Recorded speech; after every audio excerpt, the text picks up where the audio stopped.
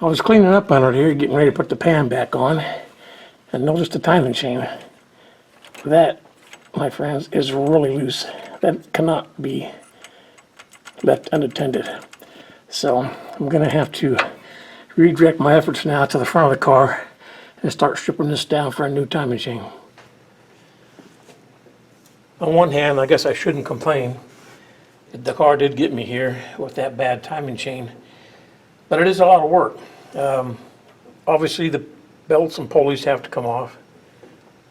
The timing chain cover comes off, which in a good way, we already have the pan off, the oil pan, because that has to come off as well.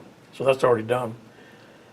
Once the timing chain cover is off and the water pump, then you start to pull out things like the fuel pump, the oil pump, and the distributor all have to come off because they are all driven by the cam gear. So that's what makes it a lot of work. So the radiator's moved, and it gives me more access for the tools I need to stick down in there now. I had to order a Hallmark balancer removal installation kit tool that's coming in a couple of days, but what I did in the meantime is went to the hardware store and got this 9/16 by 18 threaded 2.5 inch long, I think, bolt. And I did that so I could turn the engine over, find top dead center on the distributor, and over on the number one side over here. Firing order on these 472s are 1, 5, 6, 3, 4, 2, 7, 8, and the direction of the distributor is clockwise, and the tab here is this is top dead center, and 5 degrees before top dead center is that center notch there, and that's the timing that you want to set it at when you get done with all this. And so yeah, that's all complete now. I'm on top dead center, number one cylinder, and so when I open all that up, the chain on side should be marked also and indicate that everything's in time, so that when I take the chain off and replace it with a new one, as long as nothing moves, everything should be in time. I found this kit on Amazon, like that's a big surprise. I didn't have anything that would pull the harmonic balancer off this car, and it's yet to be seen if this one does, but it is a heavier duty unit and made for the intended purpose. So I did notice this was a little thicker to begin with, so hopefully that'll be enough to get into this. So this kit includes this setup as well that I thought I would try, because I like the 3 points of contact as opposed to the other remover that only gives you places for 2 bolts. It's coming.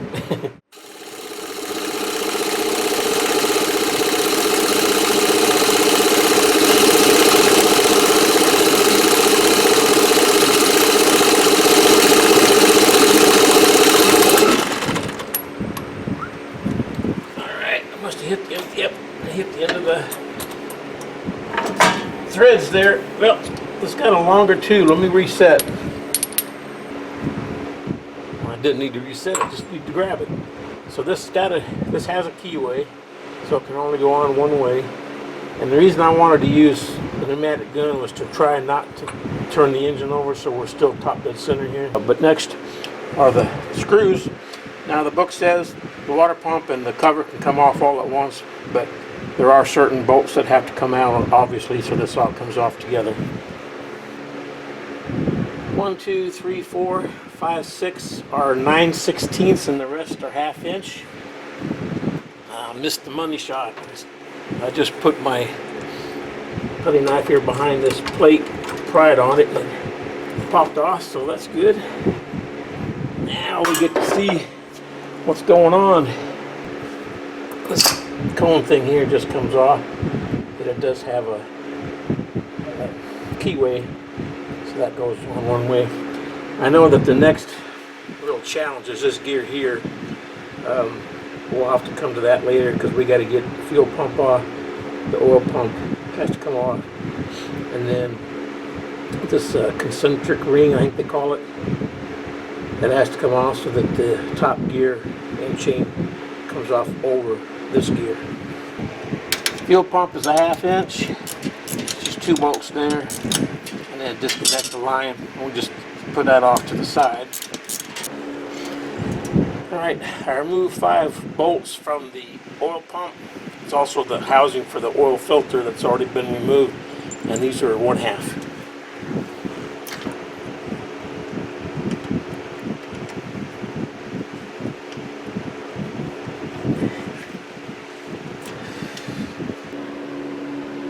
Okay, 1 bolt holding on the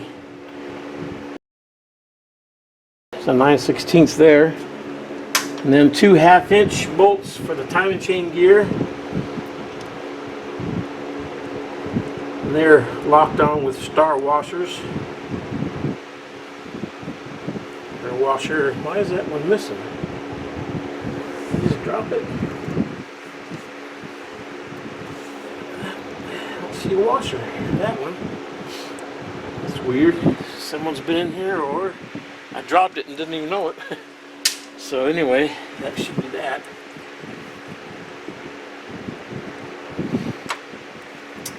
So this drops behind the gear, so you can gain access to the chain off the lower sprocket, and then this will all come off. That's the easy part. That sprocket down there is a bear. I'm not even sure how I'm going to do it yet. But here's another indication of a worn chain, is how much it bends side to side. That very good light there. So it's a lot of work, but since I was halfway here anyway, it's worth going after, so a little peace of mind. So I have this bearing separator puller set here. I took out the larger of the 2 separators. Alright, let's see.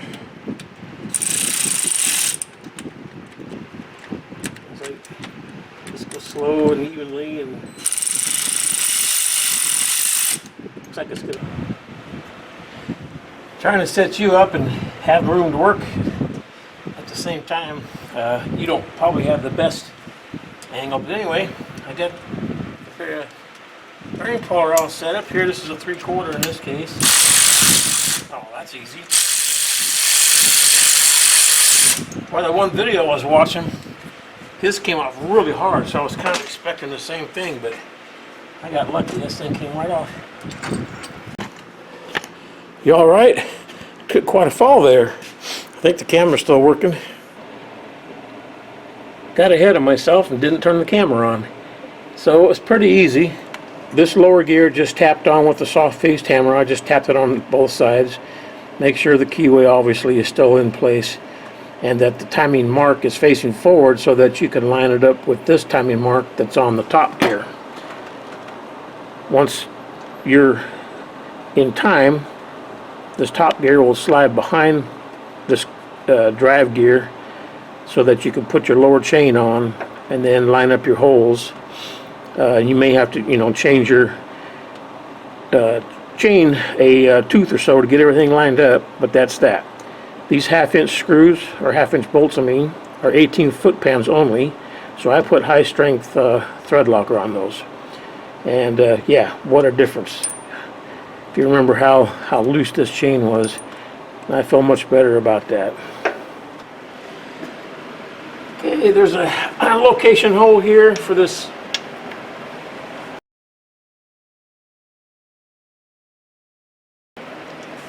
single bolt, holds it in place.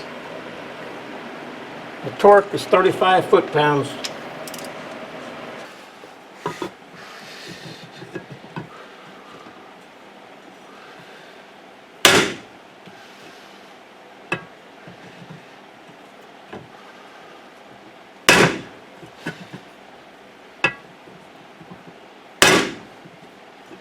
Trying to get it even.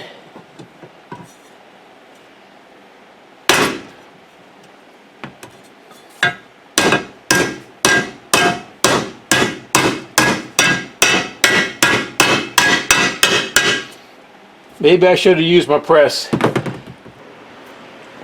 Okay, connected the fuel pump next. The top bolt is 1/2 inch and the nut on the bottom is a 1/2 inch. And make sure you're underneath the ring here. Am I even screen? No. Here. Make sure this arm is on the... I'm going to put some grease on there, give it a head start when we crank it. You can't get in here to torque these, so just make them tight, you know, and use your judgment. So the trick to install distributor is to have it slide down in place so that your rotor here is in number 1 position. You'll notice as you spin it in and out that twist because of the gear down below. So what you need to do is set it up kind of ahead of where it's going to slide in. And so when it seats, you're at number 1. And I can verify that because I marked my cap. This cap goes on one way, there's a keyway. And once that's in place, that rotor should be pointing in the general direction of the number 1 plug here. My distributor is aftermarket, so your wiring may be different to the coil, but for me, black is on the negative side, what makes sense, and then red goes to the positive side. The torque values on the front timing chain cover and water pump are a little confusing, so I'll just let you study this diagram. Basically, the 9/16 socket size, those are 25 inch-pounds. The 1/2 inch socket size are 15 foot-pounds, and then there's 7/16, the small ones. Those are 15 inch-pounds.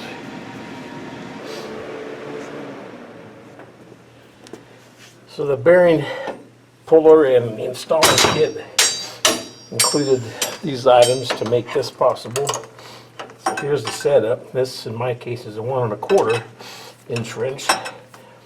And boy, I hope those threads in the crankshaft hold, but so far it's moving. Yeah, I just drove it down until it bottomed out. So we have gone as far as we can, as far as the timing chain job is concerned, because the engine is jacked up, so I can't put the fan back on until that's back down. The engine's jacked up for another issue, that'll be another video, but let's stop it there and recap what we've done.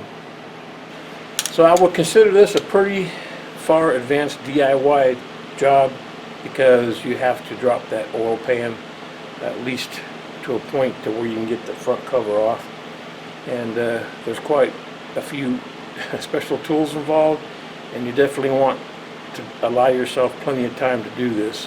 Hopefully your Cadillac isn't your daily driver, because this is going to be a big job.